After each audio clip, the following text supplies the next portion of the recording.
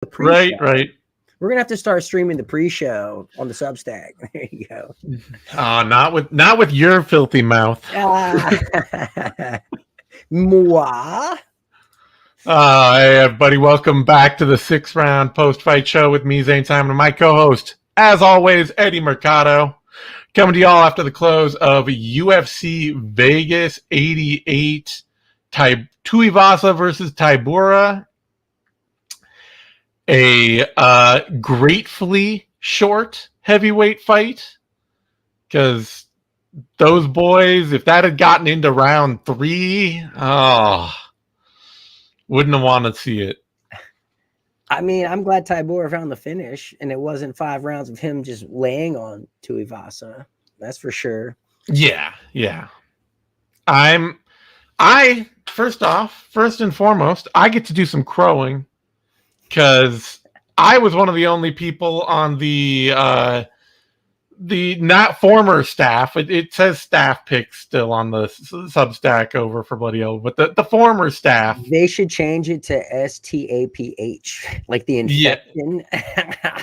Our old staff picks, but I was one of the only people, and two, in like the poll I ran, and like just seeing like the general sort of conversation online and all that, I was one of the only people out there picking Marcin Tybura going into this.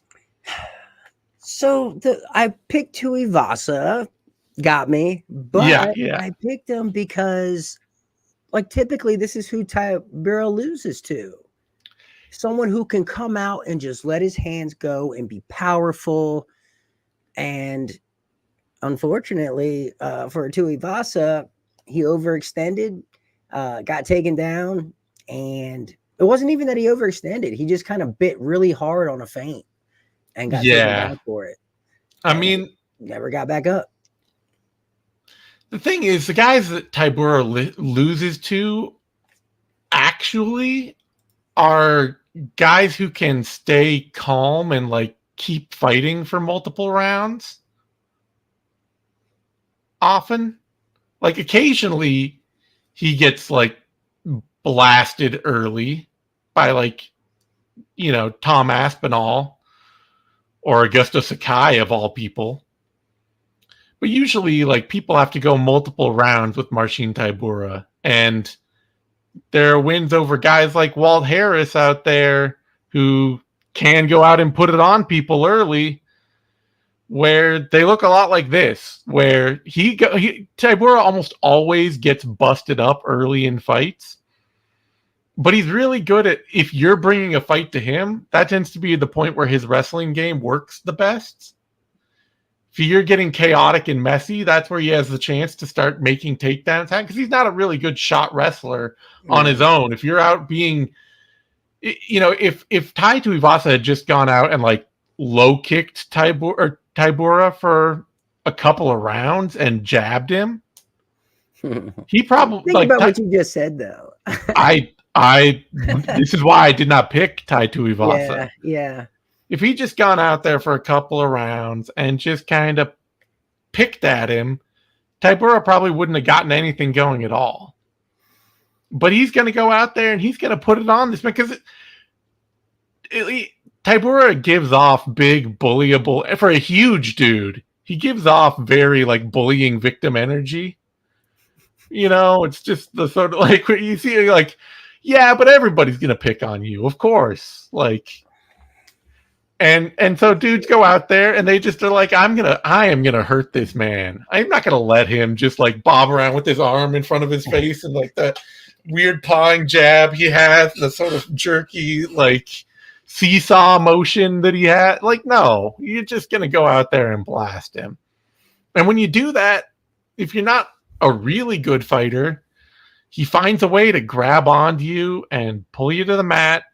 And then the real thing, the thing that I get to really throw in everybody's face, most particularly yours, because you choose to talk to me voluntarily, is that Tai Tuivasa is Marcin Tybura is one of the only heavyweights out there that has an actual back take game.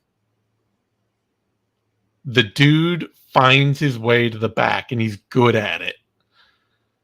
And Tai Tuivasa stuck on the mats. Is he going to give his back up?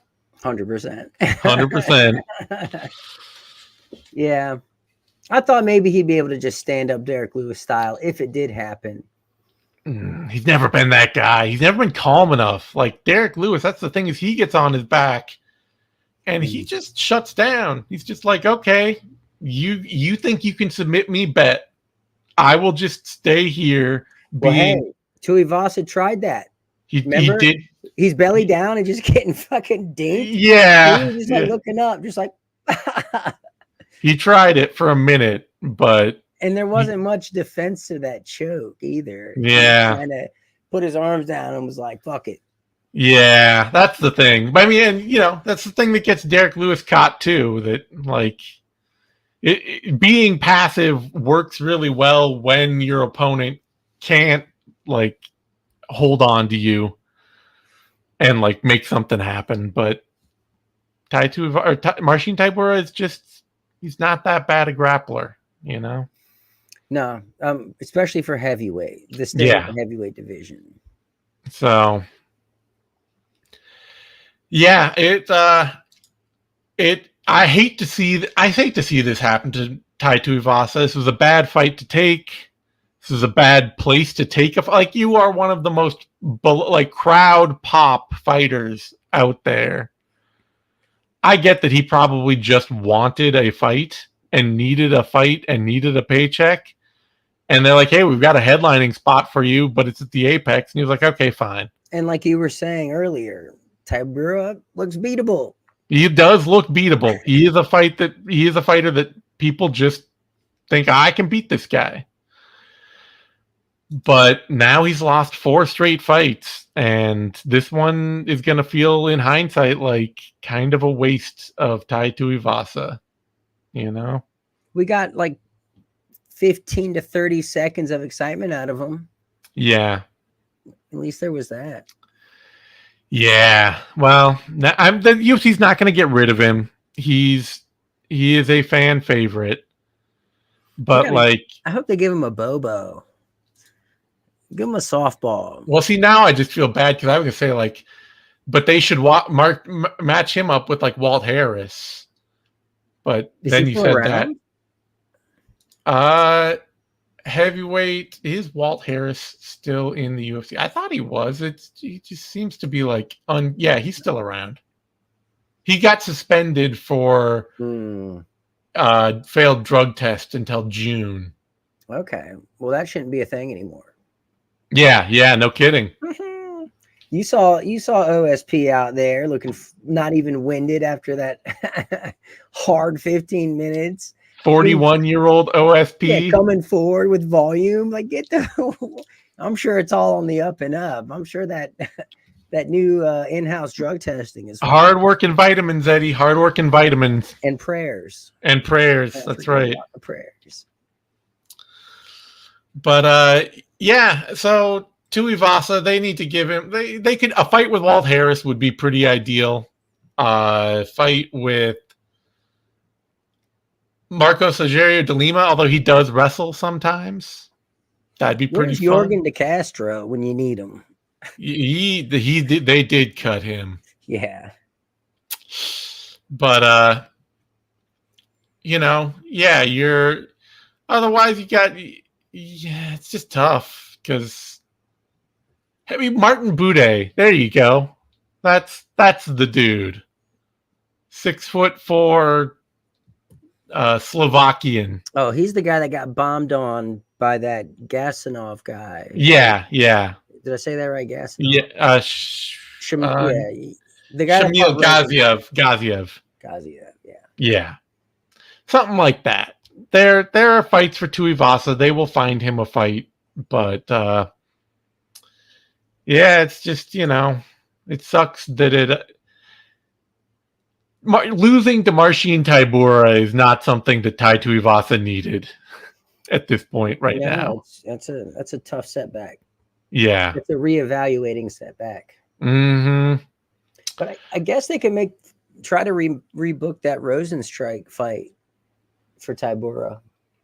Yeah, they could rebook Rosenstruik. We're seeing also Tybura versus Blades, but Blades should honestly just be holding out for a fight with Tom Aspinall. If you're that rematch. if you're Curtis There's Blades, no better right? time for that rematch. Yeah. Otherwise, the thing that's coming up here is the other idea we had was Tybura versus Almeida, which I would be fine with that. It would. Almeida's coming off the loss to Rosenstruik. Yeah. So Tybura is no like. What is Tybura? No, Almeida didn't lose to Rosenstruik. That was Gaziev. Almeida lost to Blades. Oh yeah, that's right. I'm sorry. Almeida's still high profile. Nobody cares about Marcin Tybura. That's the right fight to make it. That is a fight. Almeida is in need of a rebound. Tybura would be that rebound. Tybura could use a step up. Almeida would be that step up. You know? I'm for it. I'm not against it. I'm definitely You're not against it. Yeah. Otherwise, they could rebook the Rosenstruik fight, as you said. Rosenstruik coming off the Gaziev win. Other than that, most of the people ranked above Marcin Tybura have already beat Marcin Tybura. Did he? Probably. He did beat Sergey Spivak at one point a few years ago, so they could do a Spivak rematch. But I'd rather not. I'd rather not either. I don't need to see Spivak Tybura. I don't need to see Volkov Tybura again. I don't need to see. That's pretty much the only people. I mean, Stipe Miocic would never fight him, so that's neither here nor there. And Cyril Gane, Marcin Tybura is not a fight I ever need to see. Really, at all. No, Cyril Gane would absolutely tune Marcin Tybura up. He's someone who's patient and won't get sloppy. Exactly. So, Rosenstruik. It's interesting because he can be patient and not get sloppy, but he's also a turtle. You put him on his back, and he's he'll stay there. Rosenstruik or Almeida, I'm fine with either. All right. That brings us to Brian Battle, Angelusa, and we already got one question right off, which was somebody asking, do you think Lusa quit? Yes, he did. No. Quit. I mean, he did quit technically because he got fouled and couldn't see, but that's his right. It is his right, but he still quit. Well, yeah, because he couldn't see. Okay. Good point, Zane. My point is, if Brian Battle wants to be mad at Angelusa, then he should be mad at poking himself for poking him in the eye. You poke a man in the eye, you foul him, that's on you. That's your mistake. Sure. 100%. You're right. 100% right. But you also think Angelusa bitched out and should have stayed in that fight. I think he was getting his ass kicked and wanted a way out. I think nobody. He didn't want to. And Brian Battle gave him a foul. That Brian Battle created that foul. It's not like Angelusa put Battle's thumb in his eye. Agreed. But the opportunity arose to get out of the fight, and he took it. Nah, I think honestly, this is what you know why? You know why I say this? Let me just explain really quickly. If the doctor's checking you out and you're the guy that says you can't see, you want out. 60 seconds in, you're saying you can't see when you have 5 minutes to recover. You don't want to recover. You're telling the doctor, I can't see, which is a buzzword. That's a key word that stops the fight in its tracks. You want out. It is. And fighters should all know that. But they do all know that. If Dominic Cruz and Daniel Cormier have proven anything to me over their time in the booth, it is that fighters don't know a whole lot of shit about how this sport works on a regular day-to-day basis. And the thing that I will The thing I think is the real truth here, and this I will cite Eric McGracken, noted Chael Sonnen opponent, Eric McGracken. He had a list of the ABC eye poke standards and the proposed ones that they're talking about changing. And one of the big things is that the doctor should not be asking somebody who has been poked in the eye. The ref should wait at least a minute, if not more, to call the doctor in. They should offer the guy like a towel or something to wipe their eye out and wait at least a minute before bringing the doctor in. And I B, think that's dumb. Why? What if he's fucking hurt? You're Then gonna be like, oh, we gotta wait 60 seconds. Like, well, let's see. Let's see if it's just something that can be wiped away. That is a dumbass, arbitrary 60-second thing. Like that could endanger someone's eye and vision for the rest of their life. I think. Well, then if it could endanger somebody's eye and vision for the rest of their life, then they should always just stop the fight for an eye poke, no matter what, and just if it's that dangerous and potentially. I think the doctor should be able to come in at any given point, and there should not be any limitations on that. Like you have to wait X amount of seconds before a doctor can come in. Like, no. The other thing is, and this is just a standard practice. I mean, if the ref goes up to the guy and sees that his eye is bloody, then yeah, bring the doctor in. But if the ref goes up to a guy and they're just, Andre Luce's eyes looked to a casual observer fine. Sure. It wasn't swollen closed. For yeah, sure. Then just wait. Visibly gouged that we could see. Then just wait a little to bring the doctor in. And as a standard of practice, not as a requirement, but as a standard of practice. And the other thing that was on this list of potential modifications to the rules was that as a standard of practice, the doctor should also not ask a fighter whether they can see or not until the end of that 5-minute period that they're given. And that is the thing I think is real here. Because, it's a chaotic situation. Fighters are emotional people. There's all sorts of things going through your head in the middle of a fight. You get poked in the eye. But I don't think that's what happened here. I think Luce volunteered the information. He's the one that was like, I can't see. Doctor, I can't see. Well, I don't know. I feel like maybe that is true, and if that is true, then that's his screw up. And that's if he wanted to keep fighting. That's why I feel like he wanted out of the fight for whatever reason. He wanted out, whether he really was like, I'm compromised, and the fight was already going south. I'm definitely not going to get my win bonus, so a no contest is better than a loss. I don't know. I think it's just like the chaos of the moment, and Luce, maybe he either couldn't see and he's just being honest. I can't see. And at that point, fine. Stop the fight. Mm-hmm. Or he is just like, my vision's blurry and I want to make sure the doctor knows that while he's looking at it. He forgot that if you say that, you're fucked. Either way, I am always going to bank on the side of fighters are not looking for a way out of their fights, because these people, if they didn't want to fight, they would be doing it literally anything else with their lives. Yeah, but shit changes when you're actually in there. Yeah, but these aren't guys who are just trying this out for the first time. It's not like he got in here and was like, oh my God, I didn't know fighting would be like this. But he's like 10-3. Like it's not like he's had his ass beat that much. Like, I mean, he trains out of Killcliff. You're saying they're not putting him through the paces out there? No, I'm saying like he's lost 3 decisions. And sure. This was trending. But one was to JDM. Like that fight was hell. I remember that fight. He went. Yeah. That was a truly back and forth war. Like the guy has been in hard fights before. It's not like he's just goes out there and quits. I'm willing to give him the benefit of the doubt on that.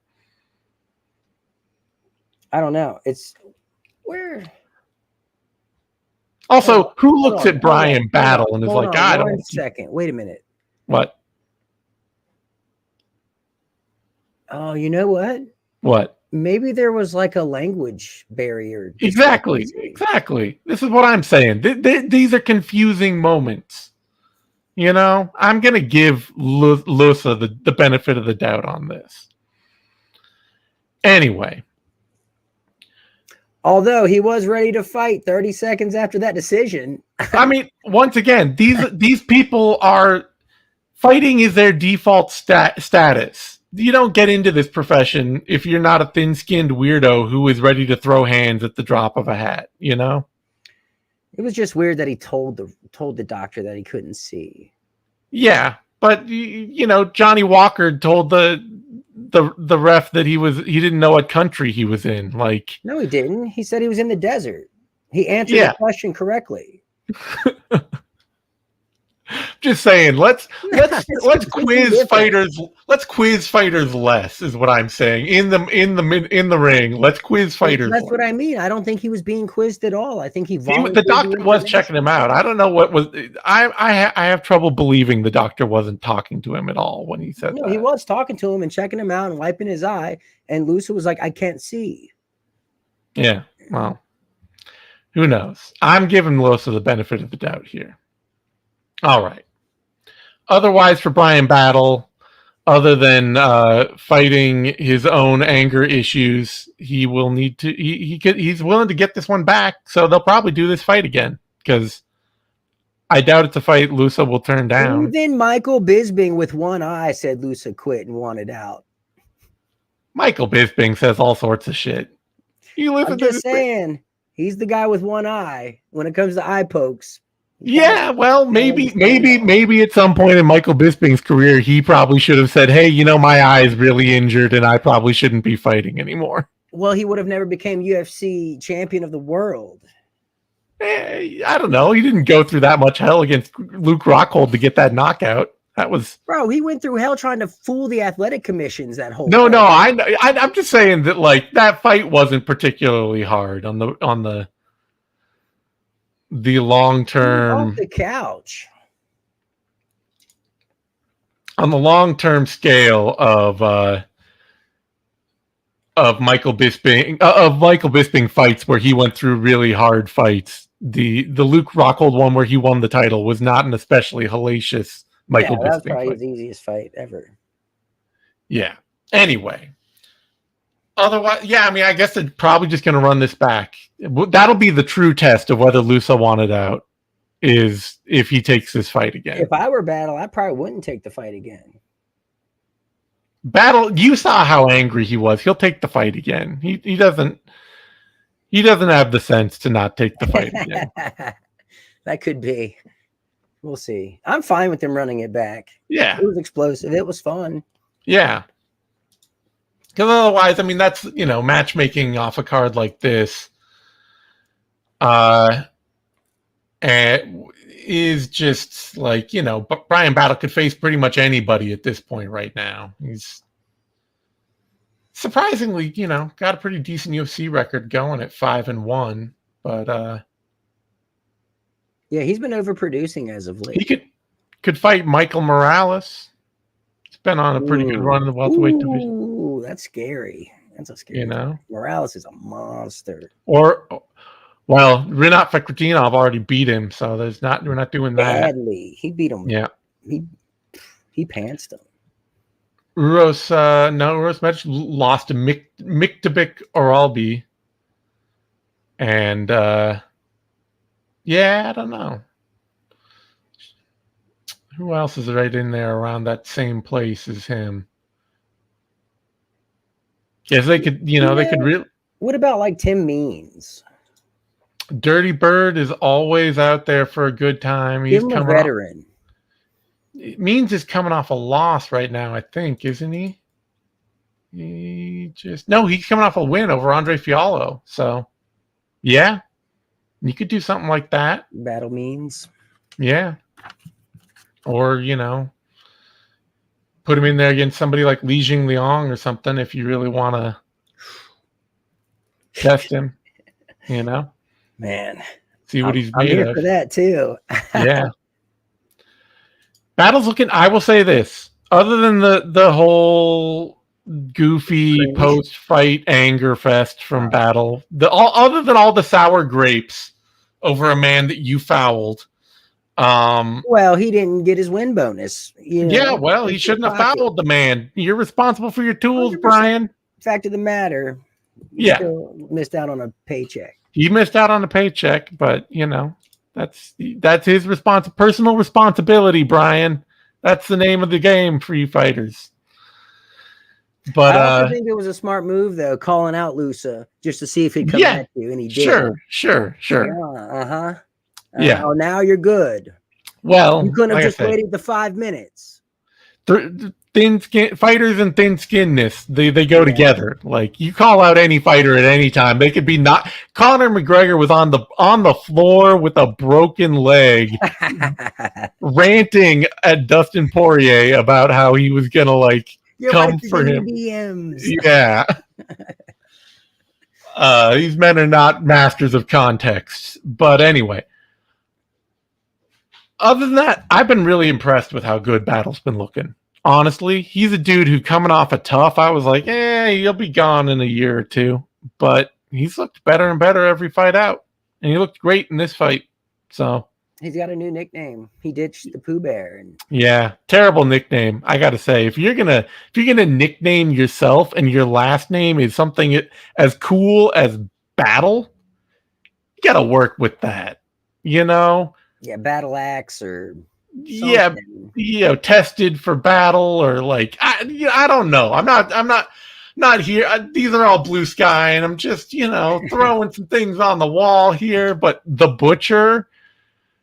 Even Flying Brian Battle would be dope. Yeah, it's at least something better, but it's just Brian, well, at least he's got some alliteration. Yeah, he's got the triple B thing going, but then just B cubed. Yeah, there you go. No. B to the third. It's bad. It's bad. All right. That brings us to the old man highlight of the night. Ovince St. Preux gutting out a decision win over Kennedy Nzechukwu.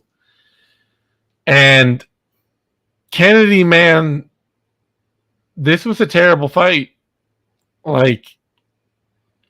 OSP looked he looked shockingly good. I know. Suspiciously good. Post USADA OSP out there throwing volume like he has never before. And he talked about in the post fight, Nzechukwu is bad going backwards.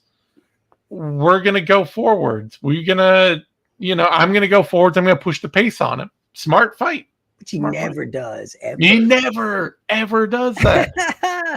Sus. Total sus. Yeah. But Nzechukwu too, he was out there with some 2008 ass striking, man. Just pure middle distance. I go, you go, take turns. No back foot work, no front foot work, no pressure, no counter. Just real classic MMA guy striking. Until round 3, when he figured out what he should have figured out way earlier, which is that, no, you really are actually bigger than this guy. You should clinch him up because you do all your best fighting in the clinch and always have. Mm-hmm. And he went out there in the 3rd round and he started clinching OSP up and he started landing a lot of good shots. But it took him getting dropped in that round to figure that out. So, I still didn't give him the 3rd. Yeah. It was really close. It was close. Rounds were really close. They were all close. I thought that he might have snuck it out, I think. Although, I thought he might have snuck it out, but I didn't care. It was not a fight I was going to be like, oh, OSP clearly shouldn't have won this. No, OSP, I'm fine with him getting this win. I think when it's that close, you got to give it to the old guy. Yeah, you got to give it to. That's a rule. All old men should be respected. Yes, it's almost like the champion's nod, Yeah. And with that being said, Do we have another old man for OSP to? Oh, is Alexander Gustafsson still in the UFC? I Because thought he's done retired like 7 times. he has retired 7 times. But I would watch if OSP is going to keep fighting. Somehow OSP and Gustafsson have never fought. That is actually a fight I would watch. I'd watch it, but I just cannot for the life of me see Gustafsson coming back. No, I can't either, really. But I'm just trying to think of something. Something that would be like worth any kind of time at all. And that's about it. That's all I got. Otherwise, I don't need to see. I don't care. He could go back up to heavyweight. Yeah.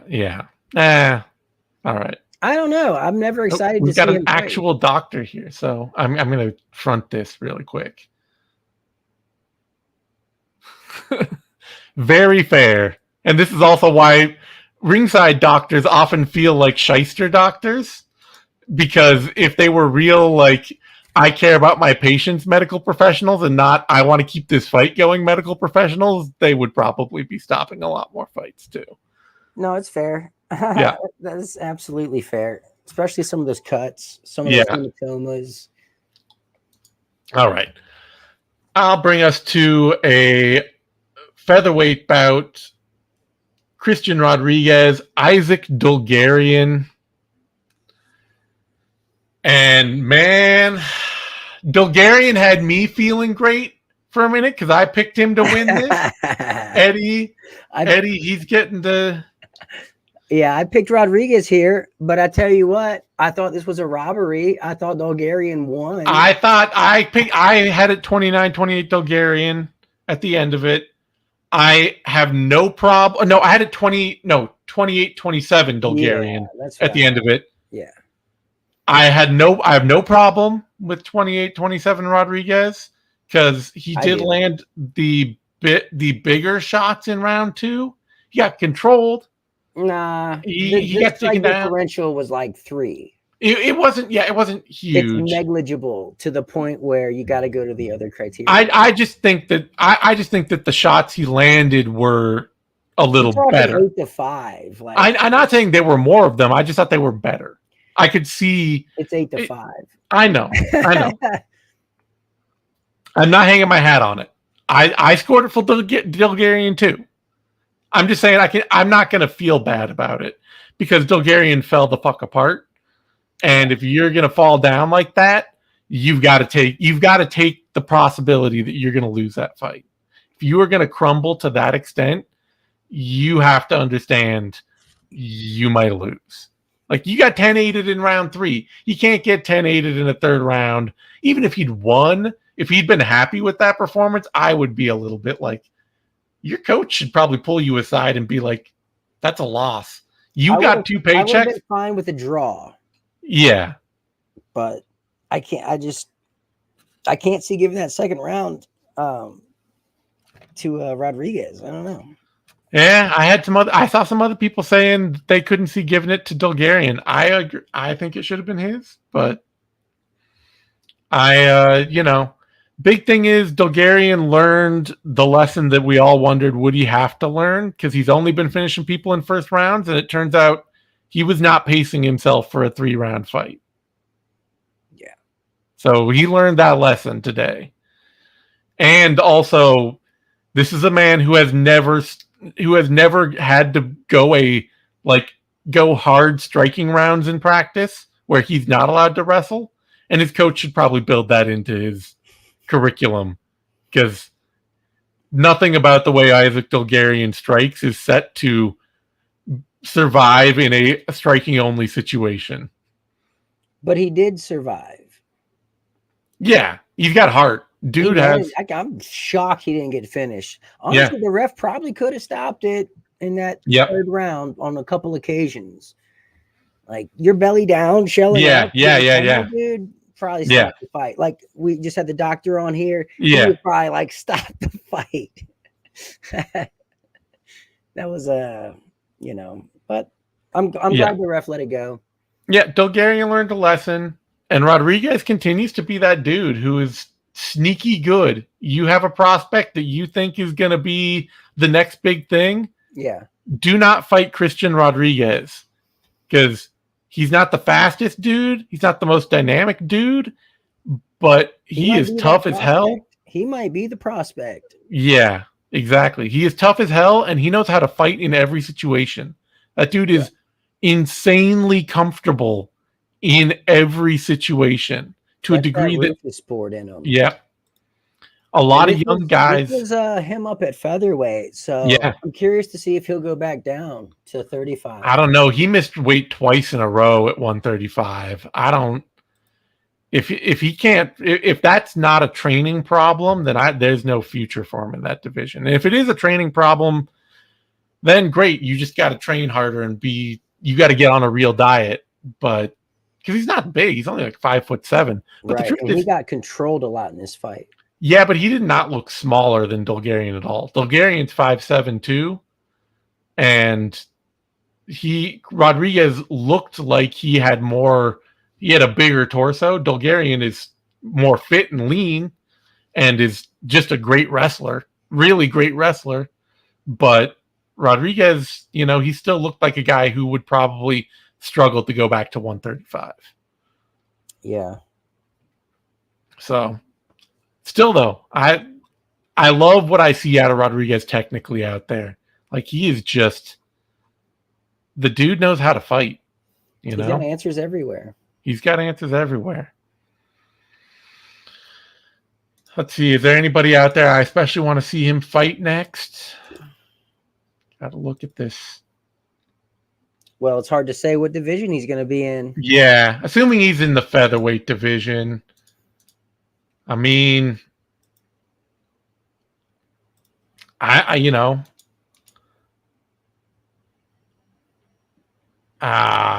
Caceres is coming off a loss because that is the kind of fight that I would not at all mind seeing. Although, who's not and it'd be stupid fun.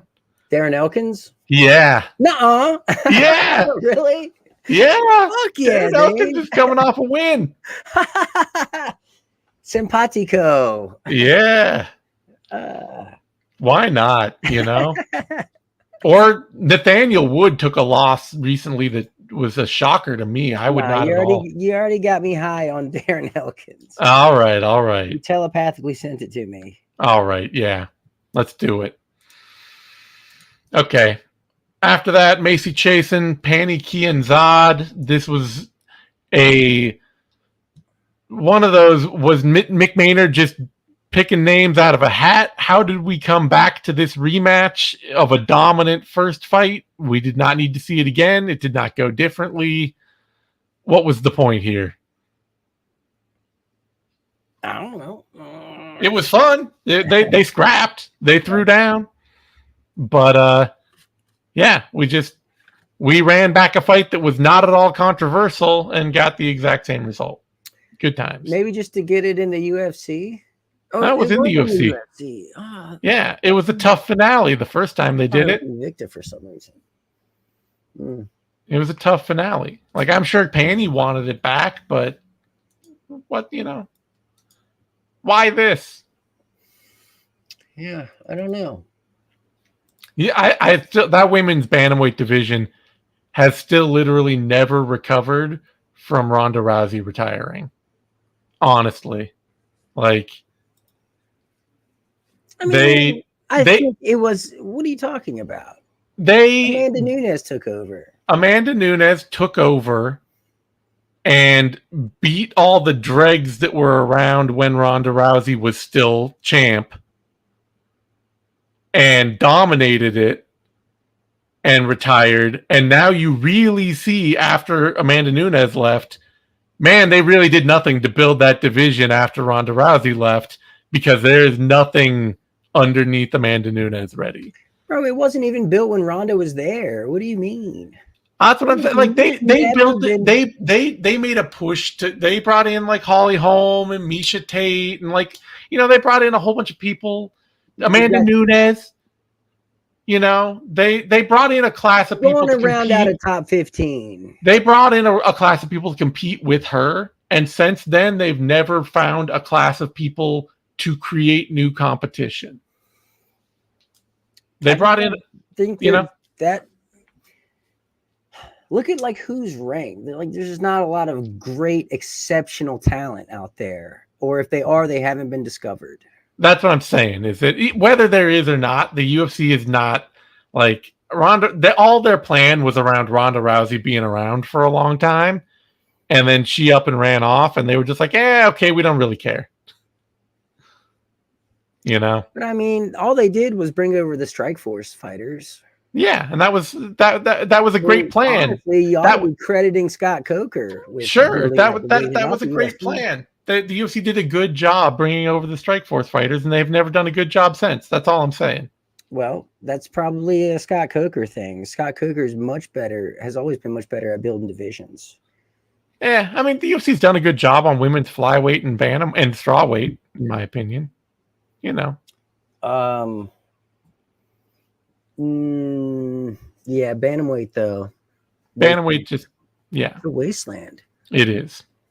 So that Macy Chasen versus Pannie Kianzad was just kind of a reminder of that because they're both ranked, and this was a fight we didn't need to see again, and it happened. And Pannie Kianzad was ranked 6th.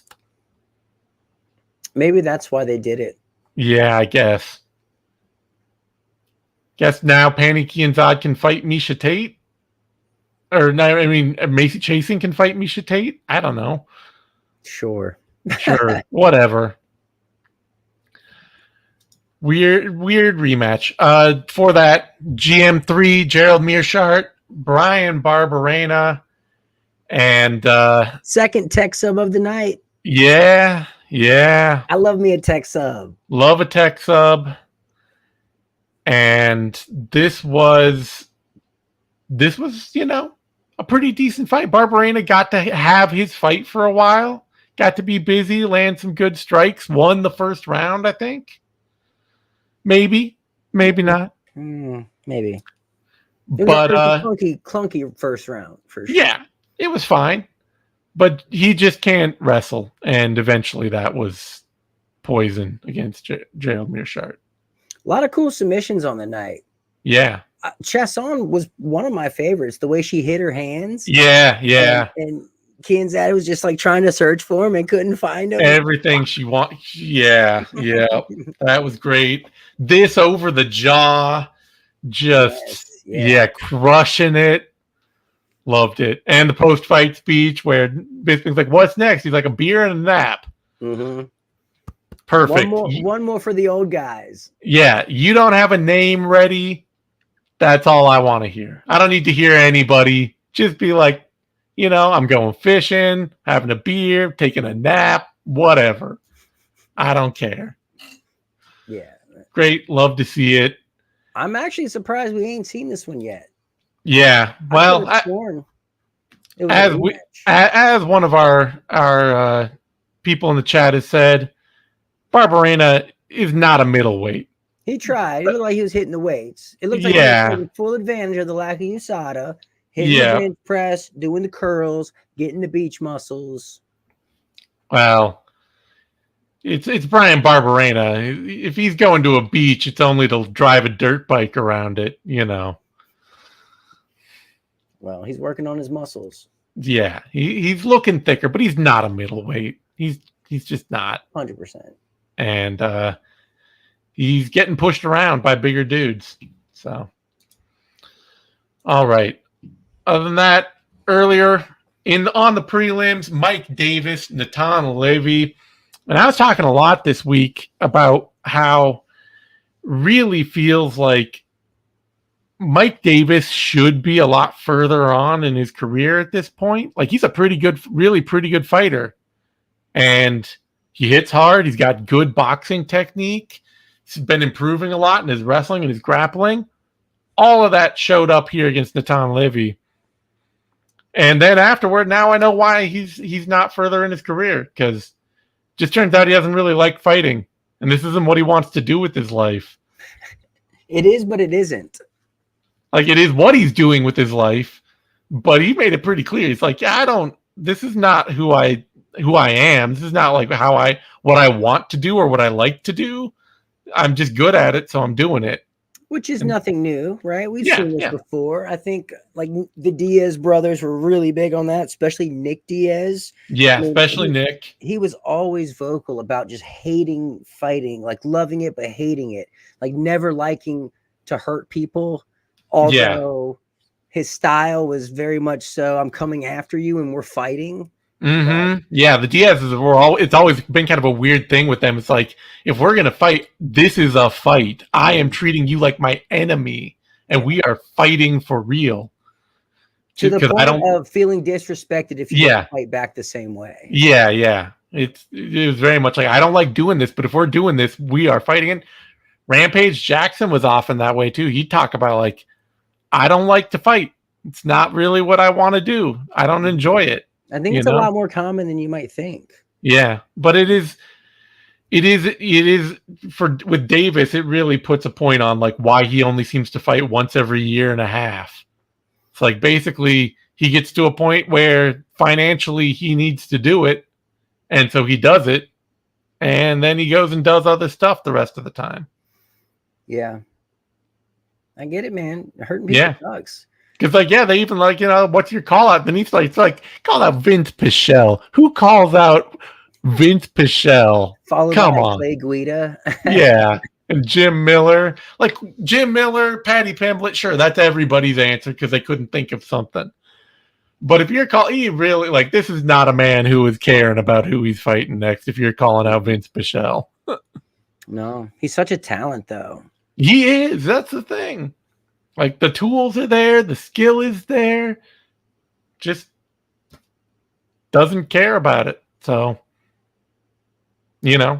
probably never going to be as good a fighter as he could have been because doesn't want to do it. Yeah. Honestly, isn't that what Khamzat's kind of struggling with right now? Yeah, it does actually seem that way. He doesn't want to hurt people. Honestly, that was a big reason why I never wanted to become a fighter. Like, I don't want to fucking hurt people. I don't want that on my conscience. My thing, I loved boxing and, like, getting out and, like, putting gloves on with my friends and going and, like, doing around and stuff and just sparring and all that as growing up. For me, it was always, I just like my teeth. I really like my teeth, and I don't want to lose them. Yeah, I'm just afraid of hurting someone. Like, I'm not afraid of that. That was never my problem. It's more like I don't have enough sense of self-preservation to stop myself from, like, getting really hurt. Like, you wouldn't just take a knee or something? No. You're saying you'd go out on your shield. It's fun. Yeah. It's fun. It's such a rush to, like, go out there and, like, spar with people and all that. But, like, I was also like, wow, this would be a problem for me if I actually wanted to, like, do this. I mean, even winning my MMA fight was one of the biggest highs I've ever had. Yeah. But, like, the whole time, like, I never wanted to hurt my opponent, and, like, Yeah, that's always crazy to me and super cool with them after. And yeah. It's always a little crazy to me when I hear that from other fighters. Like, there are high-level pros who are like, I'm not out here wanting to hurt people. I, don't want my... It's like, bro, you are in the wrong business. Like, it's the hurt business. Yeah. It is the you are hurting this person business. There is no two ways about it, Yeah. I'm much more in tune with Ariane Lipsky when she's on that knee bar and she's pulling it like she's riding a damn jet ski, like... Yeah, and I'm like, yeah, okay, that's it, Yeah. If you go watch my fight, I stop it myself. Yeah. The second I realized it was done, I'm like, it's fucking done. Like, I got no need to hurt anybody. Yeah, no. Anyway, let's see. Before that, Chelsea Chandler, Josiane Nunes. And this is what you're saying about the bantamweight division being total trash. These fighters are ranked. This is not a UFC caliber fight. It's not. No. It's, I mean, I I hate to say this because Nick and Nate, I've never been Diaz Army crazy, but I got respect for the Diazes and their sort of very Bushido approach to MMA, and it's almost a very like samurai thing of like, oh, I hate this, but I'm gonna live like this if I'm doing it, kind of thing. Of like, Sure. It's like a bravado thing.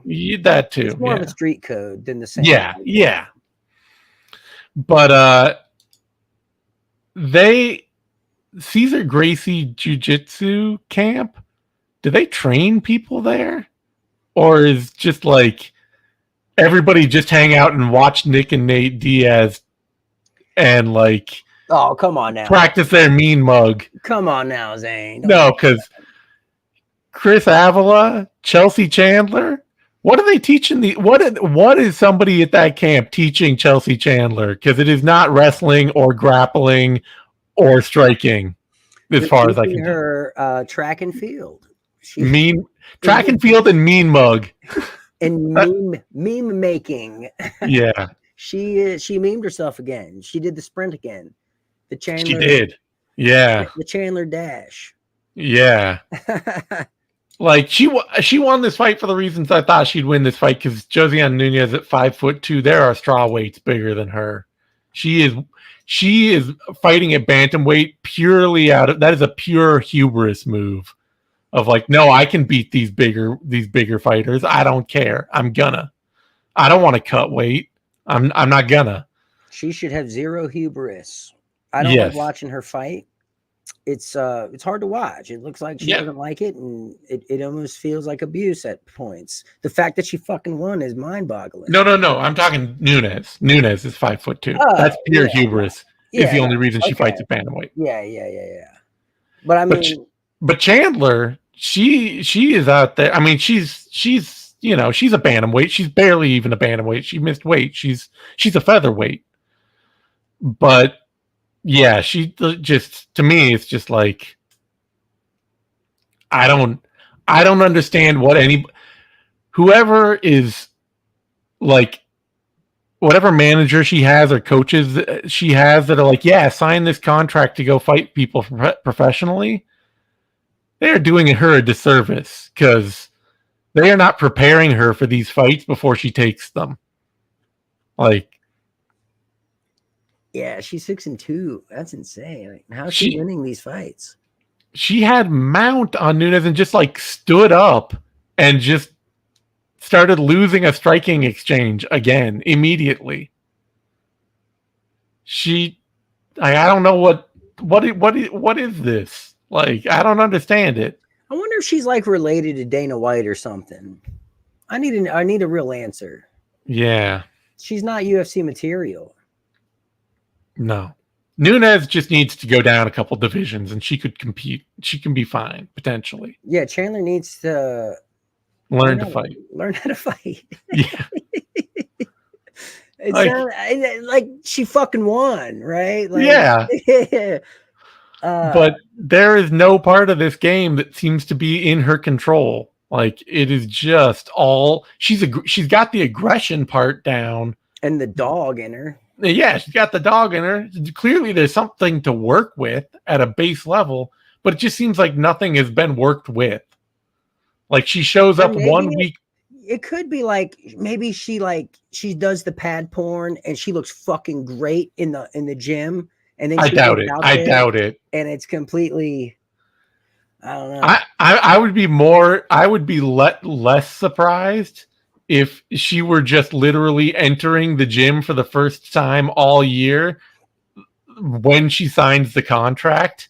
Then she's like, oh, I better start going back to training again. And she's in camp teaching in the meantime. Yeah, exactly. And she's in camp only when she's preparing for a fight. That's the only time she's training. And then she takes the fight. Like, that would be less surprising to me than her being some gym class hero, Yeah. I hate watching it though. Yeah, it's weird. All right. For that, Jafel Filio, Ode Osborne, And She got signed after 5 fights. yeah, like they are finally trying to build the women's bantamweight division by just signing every single person that they can, which is what they have to do at some point. If you're going to build, you have to just sign everybody. But they should have been doing that for a lot longer than they were, and they should be a lot further along in that process where they don't have to do that anymore. You know, it's a barren wasteland. Yeah, it really. They need to go back to propping up Invicta more. Invicta's great. Go back to like just dump money into dump whatever spare. UFC makes enough. Doesn't take that much. Just like what, $1 million a year will run all of Invicta easily. You know, just keep it running so that they can get all of the Chelsea Chandlers and their market share is already pretty large, and they got this antitrust lawsuit going on. So I don't think they're about to dump any money into anything. Yeah, promotionally speaking, as far as buying up not buying it, just funding it. That's all I'm saying. Beneficial, be a benefactor, Dana White. Just go out there, splash the money around, don't own it, take no interest, say I will not own any part of the property. Just help keep women's MMA running at the regional level. Anyway, Jafel Filio, Ode Osborne. Filio is, defensively totally reckless, but offensively, man, is a problem. He will go out there and put it on you. This was a flawless victory. Yeah. Love seeing a fighter who can fight from mount, who knows how to work mount. Because there are a lot of dudes out there. We saw it. There were a couple fighters on this card. Chelsea Chandler, there was somebody else too. They just like had mount and gave it, like got swept immediately.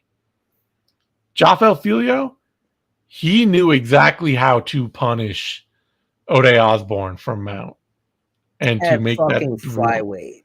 Yeah. In a scramblers division, like that dude had that position locked. So yeah, he's love to see it. He's one of the most dangerous grapplers at 125, maybe top 5. Sure, dude is he's powerful. He's dangerous. Like I say, defensively, totally reckless. But the dude knows how to. He's so cavalier with his submissions. Yeah, he's strong and he knows how to lock people down. And love to see it. All right. For that, Danny Silva, Joshua Culibao. Really impressed by Danny Silva, honestly. Culibao is a fighter that I always love to watch. He's not that great athletic, but he is a good planner. He is crafty. He knows how to make things happen. And Silva just went out there and put a pace on him and kept the pace on him. Yeah, that was exhausting. Yeah. And them calf kicks were no joke. Yeah. Man, he's a hoss, dude. Yeah, I was impressed.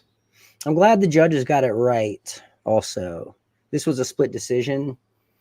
I didn't feel like Culibao did enough to win. I was pulling for Culibao. I wanted him to win, but Danny Silva showed up. He showed up in that fight. I love to see it.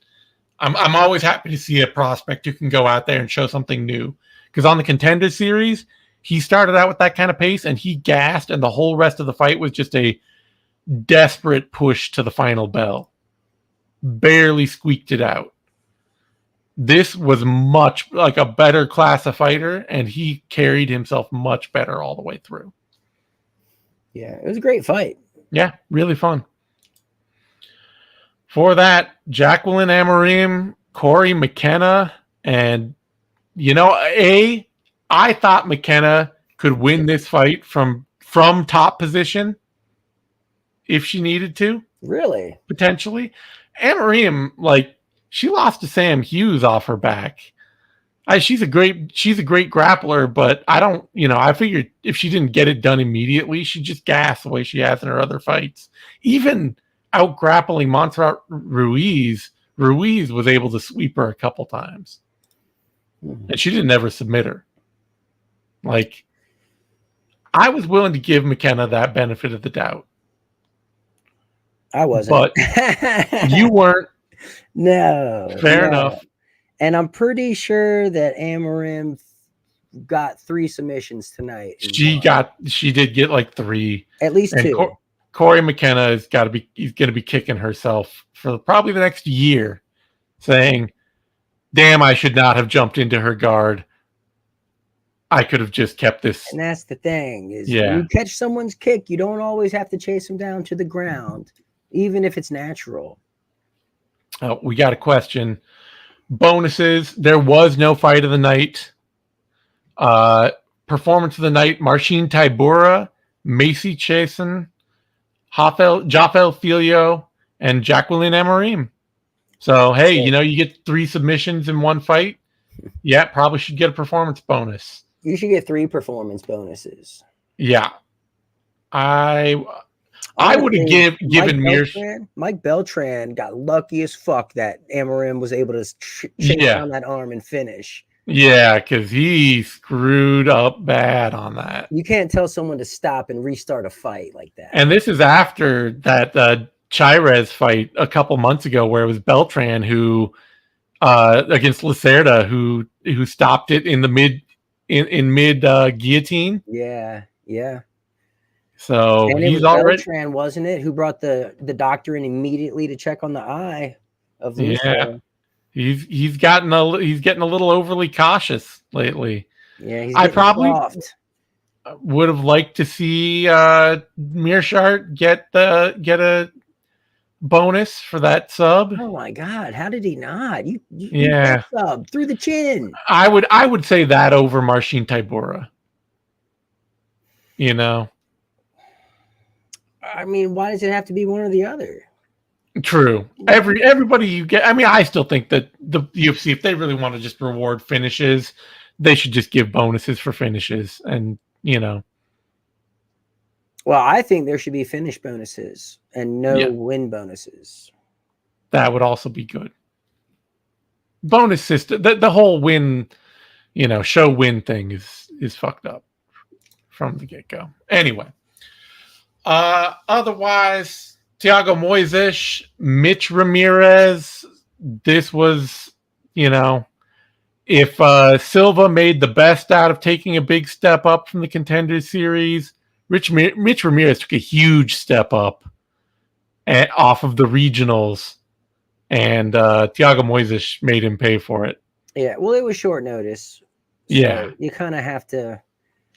When fights like this show up, you really have to accept. But I will say I am impressed that Ramirez was able to fight out of those ground positions.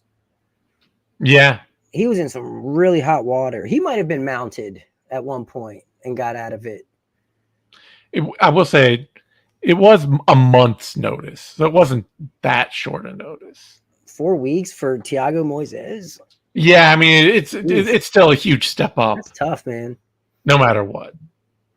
That is tough. But I love the fucking finish. You got the jiu-jitsu guy taking you out with leg kicks, dropping you with a leg kick, and rolling up on you like Cowboy Cerrone did Miles Jerry, and just fucking spamming leg soccer kicks to the leg. And also, this didn't get a performance of the night bonus? Come on. That's insane. This was cool as fuck. It was. Leg kick TKOs. Leg kick TKOs rule. The coolest leg kick TKO I've ever seen. The coolest. It was great. Yeah. That was like a complete, you don't belong in here with me, son. Yeah. All right. And finally on the night, Chad Anheliger, Charalampos, Gregorio. Love to see it for Anheliger, Yeah. Dude is a small camp, out of nowhere, scrapper, no kind of athlete in one of the hardest divisions to be that dude in. So anytime he can go out there and be that dude, I love to see it. I actually did a podcast today with one of his teammates, Rose Athena, and we actually talked about that and how he's just one of the hardest workers ever, and it's he's not going to be the most athletic or necessarily the most skilled, but he's got that dog in him, and he doesn't quit. And I loved this fight for him. I loved the way he stayed calm under duress. He was always he looked like such a veteran against someone who just isn't there yet, and just had answers for everything, and fought off the takedowns and just let his hands go. Yep. Gregorio coming. I mean, it's a good camp he's coming out of, but he had a thing, watching his regional footage, even though I picked him going into this, it's like, man, he really just kind of is like this one shot at a time power striker. And Anheliger, the big thing he did in this fight is the low kicks and a pawing jab, even if it wasn't like a real deft, technical, like, oh, stick you with it jab, he kept something in Gregorio's face all the time. And that amount of activity, Gregorio was not ready to match it at all. And you could tell he was pretty quickly overwhelmed just by the amount of inputs. It also kept him in his rhythm. Yeah. Keeping that out there, that out there. And then he can build off it when he needed to. Just such a savvy veteran performance here. Yep. Love to see it from Anheliger. All right. On that note, we're going to wrap things up. We'll come back at you with a little bonus content for those of you subscribing to our Substack.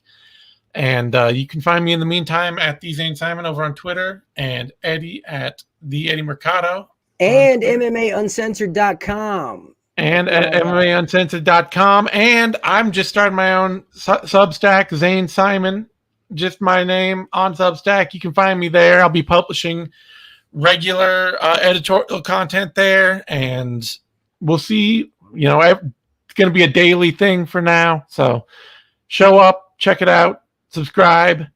Thanks everyone for tuning in, and we'll see you next time.